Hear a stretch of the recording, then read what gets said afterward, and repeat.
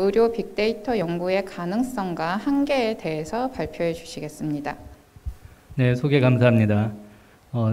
앞 세션에서 강의를 했었어야 되는 게 아닌가라는 생각이 드네요. 이게 의료 빅데이터 연구의 가능성과 한계에 대해서 말씀드릴 건데, 사실 제가 이 분야에 대한 전문가도 아니고 워낙 광범위한 분야이기 때문에 혹시 실수가 있더라도 양해 부탁드리겠습니다.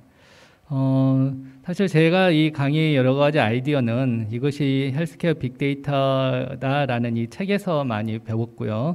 저희 그 포럼의 부회장님 중에 한 분이신 한현욱 교수님께서 이 책의 저자이시기 때문에 앞으로 이런 주제의 강의는 저희 부회장님이 더 강의를 잘하실 수 있지 않을까라고 먼저 말씀드리고 시작하겠습니다.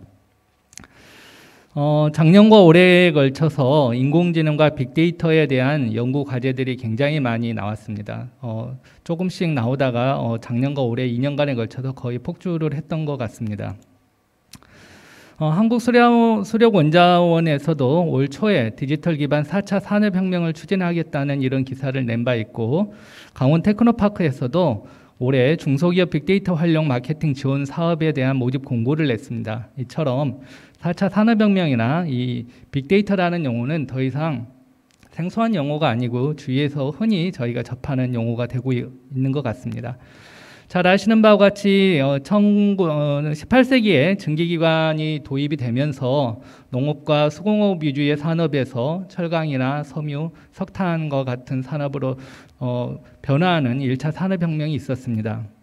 19세기와 20세기에 전기와 내연기관이 등장을 하면서 2차 산업혁명으로 발전을 했고요.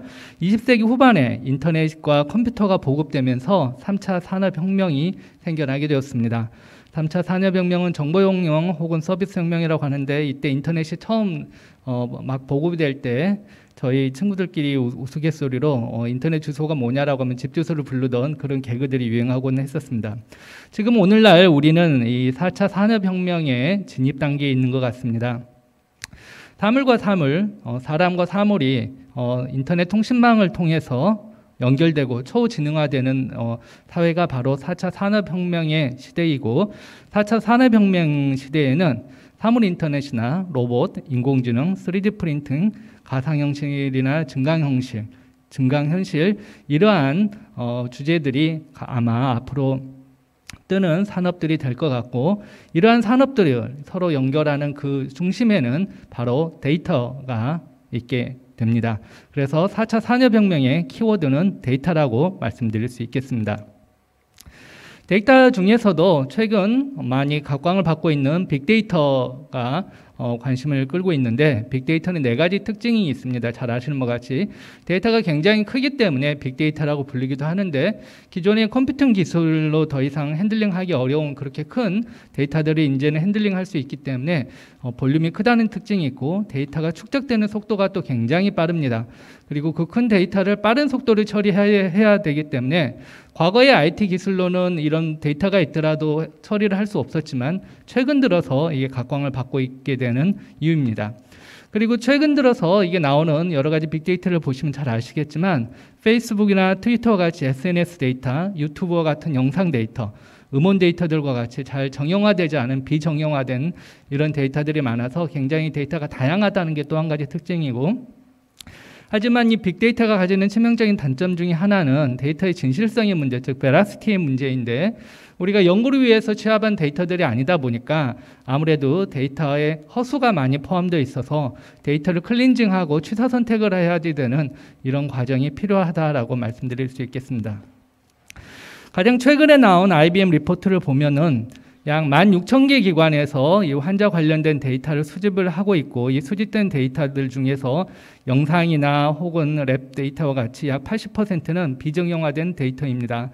약 490만 명이 원격 모니터링 디바이스를 사용하고 있고, 2010년부터서 2016년까지 이런 원격 모니터링 디바이스를 사용하는 비율이 18%나 증가를 하고 있습니다.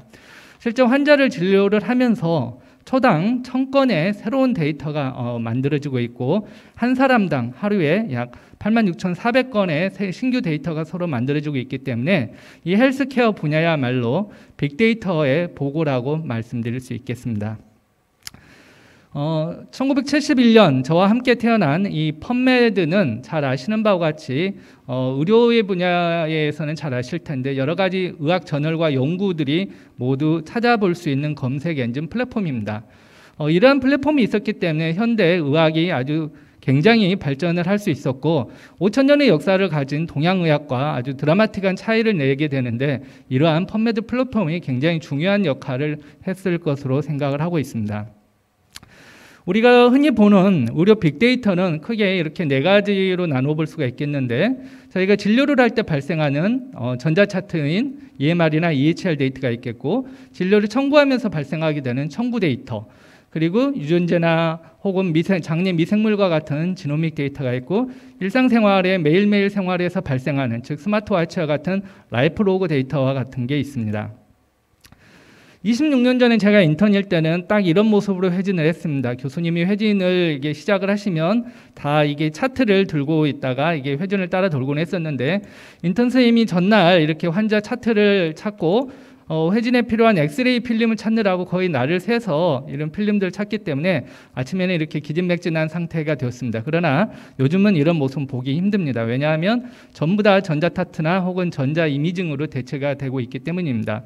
이렇게 전자차트를 가지고 사업을 하는 유비케어나 앞서 나왔었던 미소정보기술 같은 데는 이러한 EMR이나 EHR 데이터를 가지고 시각화하는 이런 사업을 주로 하고 있고 저희가 늘상 보는 엑스레이나 CT 같은 건 인피니트라는 플랫폼을 통해서 제공을 받고 있고 또 이러한 데이터를 가지고 인공지능 모델로 진단을 정확하게 하는 뷰노나 혹은 루닉 같은 회사들이 사업을 하고 있습니다. 저는 소화기 내과 의사고 대장내시경을 주로 하는 의사인데 대장내시경을 할 때 주로 이제 저희가 하는 일이 폴립을 놓치지 않고 찾는 일인데 폴립을 정확하게 찾고 정확하게 놓치지 않기 위해서 인공지능 모델을 이용해서 여러 가지 연구를 하게 되는데 저희 교실에서도 그러한 연구들을 진행을 하고 있습니다. 지금 현재 국내 인공지능 헬스케어 시장 규모는 약 2020년 국내에는 약 256억 원의 이 시장 가치를 가지고 있고 전 세계적으로는 약 66억 달러 즉 7조 원 정도의 시장으로 성장을 하였습니다.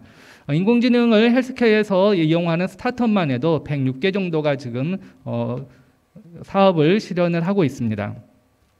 우리나라는 전 세계에서 유례가 없는 단일 의료보험 체계를 가지고 있습니다. 그래서 의료보험 청구 체계가 굉장히 잘 갖춰져 있는데 환자들이 병원에 와서 진료를 하게 되면 병원이 진료 결과에 대해서 심사평가원에 청구를 합니다. 그러면 심사평가원에서 이 청구가 된 것에 대해서 심사를 한 다음에 건강보험공단에서 급여를 지급하는 형태를 갖추고 있습니다.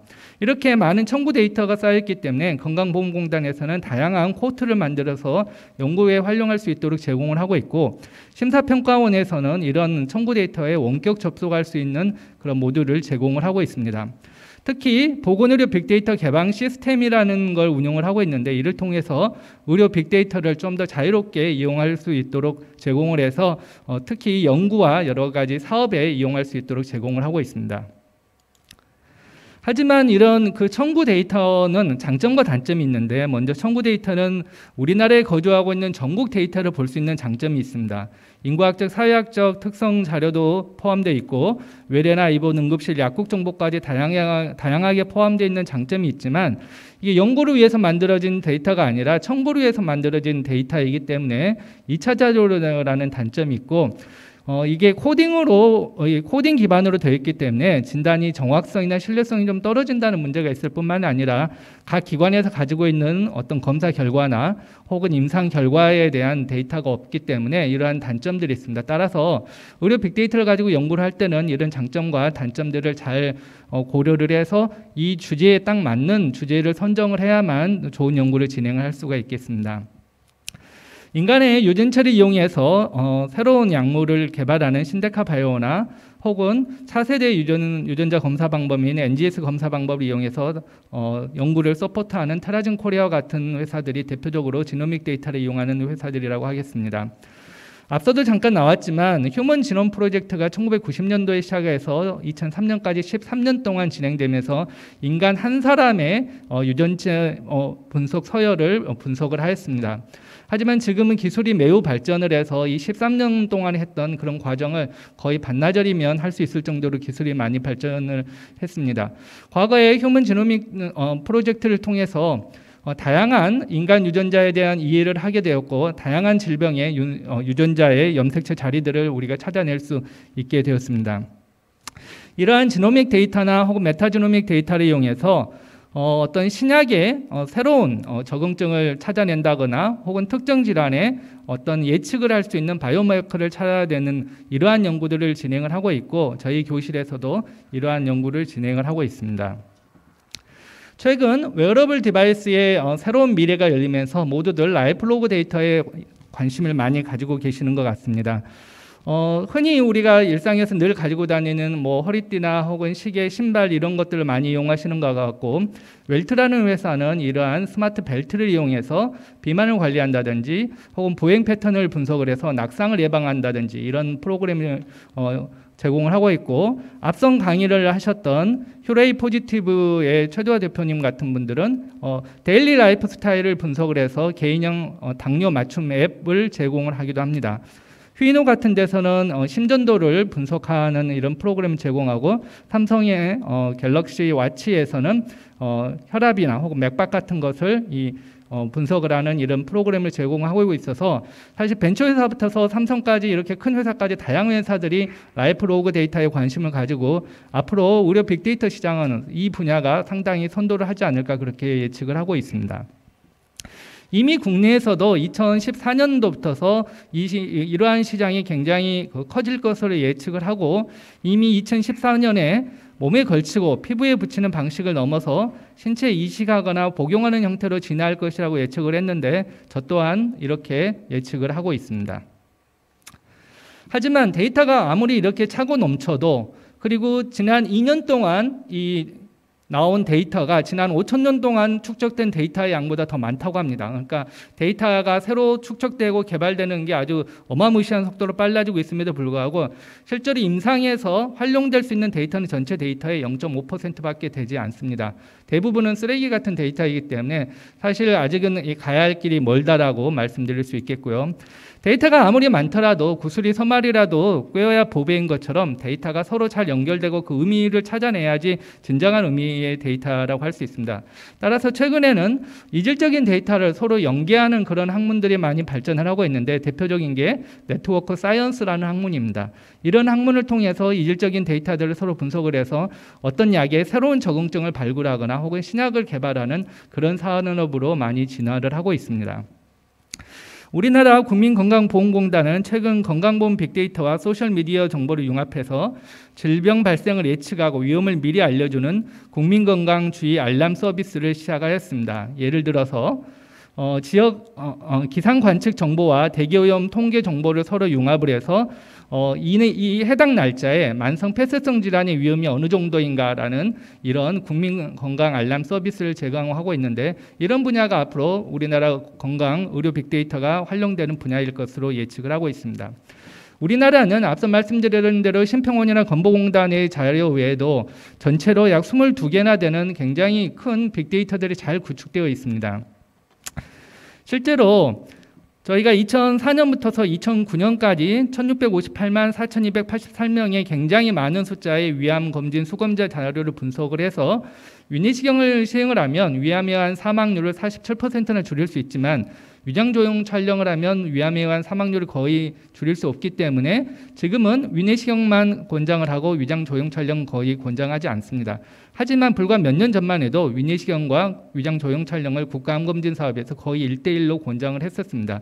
이러한 데이터는 국가건강보험공단 건강검진 자료와 중앙암등록 자료를 서로 연계해서 이런 근거를 만들어낼 수 있었는데 국내에 앞서 말씀드린 대로 그렇게 많은 의료 빅데이터가 축적되어 있기 때문에 그 데이터들을 잘 연계를 한다면 새로운 좋은 국내에 적용할 수 있는 의학적인 학문적인 근거를 많이 만들어낼 수 있을 것으로 기대를 하고 있습니다.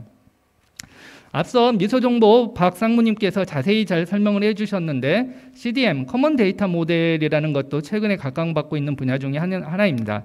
잘 아시는 바와 같이 똑같은 의학 용어나 혹은 정의라도 각 기관마다 조금씩 다른 형태로 정의가 되고 저장이 되고 있습니다. 여기 보시는 것처럼 각 기관에서 모두 다른 콘센트를 사용하고 있는 것과 마찬가지인데요.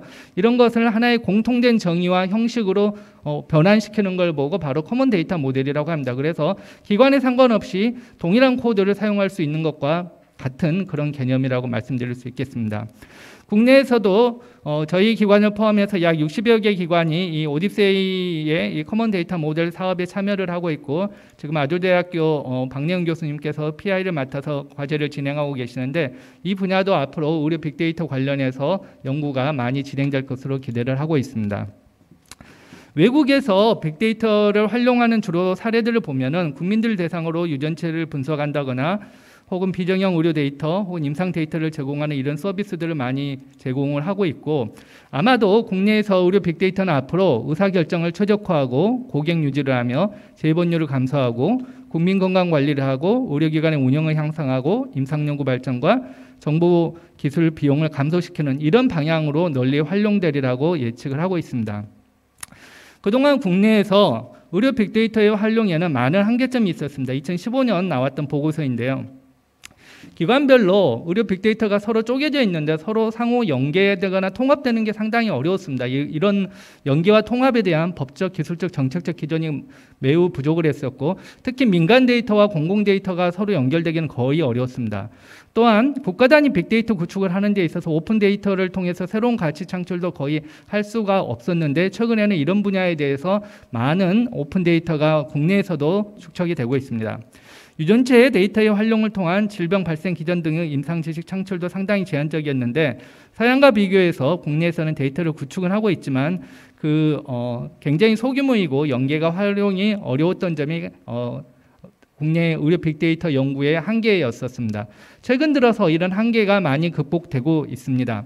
서양에 가보시면 잘 아시겠지만 어린아이들이 이게 모래로 모아놓은 이 네모 박스 내에서 안전하게 다치지 않고 뛰어놀게 하는 이런 네모를 샌드박스라고 부르고 있습니다. 빅데이터나 인공지능과 같은 신산업이나 신기술 분야에서 새로운 제품이나 서비스를 내놓을 때 일정 기간 기존의 규제를 면제 또는 유예시켜주는 제도를 규제 샌드박스라고 하는데요. 사실 새로운 기술이 나왔기 때문에 기존의 가치 체계와 충돌을 하거나 혹은 기존의 규제를 적용을 하면 이 사업을 아예 할 수 없는 경우가 있습니다. 따라서 정부에서도 이제는 먼저 규제를 풀어주고 나중에 통제를 하는 그런 식으로 이 제도를 조금씩 바꿔나가고 있는 겁니다.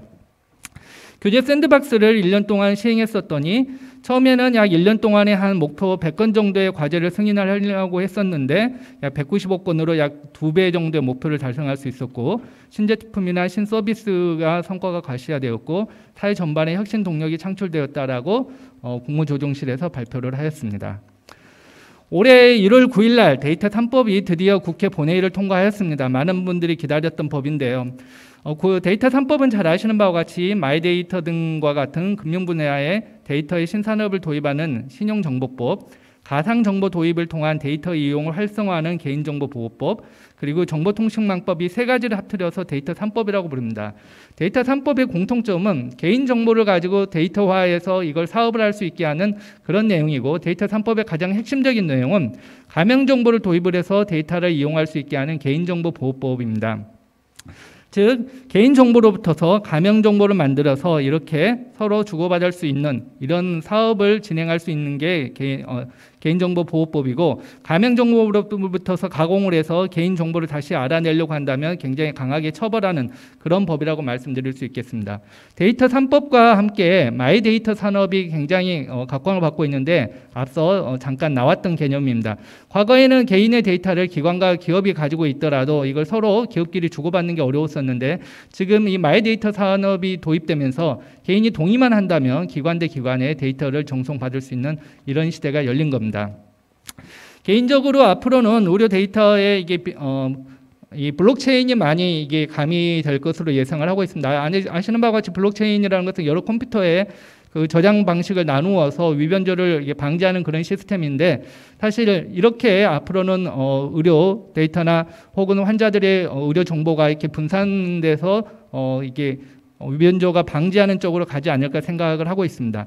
지금 현재는 개인들의 유전자 정보를 23andme나 혹은 헬릭스에서 사가지고 이 보험 제약회사에 팔아서 이윤을 챙기고 있는데, 이 블록체인이 가능해지면 개개인들이 직접 이 제약회사에 본인의 유전자 정보를 팔 수 있을 뿐만이 아니라 나중에 이 데이터가 어떻게 활용되고 있는지 추적해 볼 수도 있기 때문에 이런 쪽도 굉장히 발전할 것으로 생각을 하고 있고, 이미 미국의 매드렉과 같이 이게 국내에서도 메디블록에서 의료 전자차트에 이런 블록체인 기술을 병합을 해서 산업을 진행을 하고 있습니다.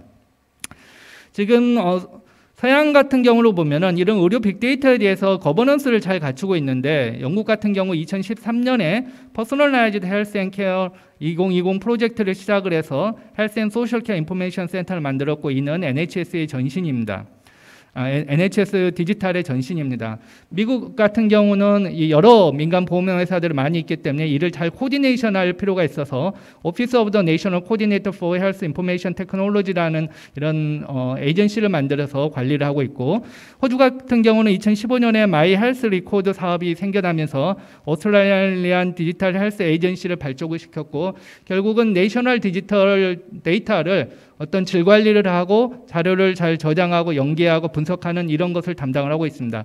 일본은 우리나라의 보산진과 같은 이런 에이전시를 가지고 있고, 특징적인 점은 일본 내각에서 직접 이걸 챙기고 있다는 점입니다.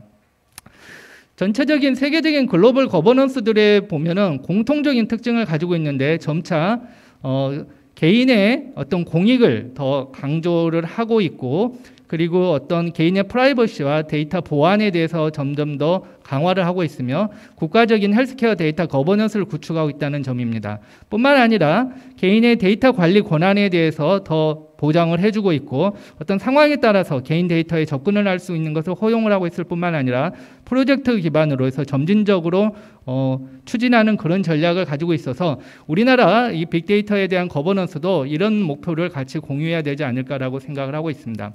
과거에는 산업이 발전하는 데 있어서 오일이 그런 성장 동력이었다고 하면은, 앞으로 4차 산업의 그리고 의료 빅데이터의 시대에는 이 데이터가 성장 동력이 되리라고 생각을 합니다. 그리고 이러한 미래를 같이 개척해 나가는 데 있어서 디지털 헬스케어 연합포럼과 강원 테크노파크가 서로 윈윈할 수 있는 길이 많이 있으리라고 믿어 의심치 않습니다. 이상 강의를 마치겠습니다. 경청해 주셔서 감사합니다.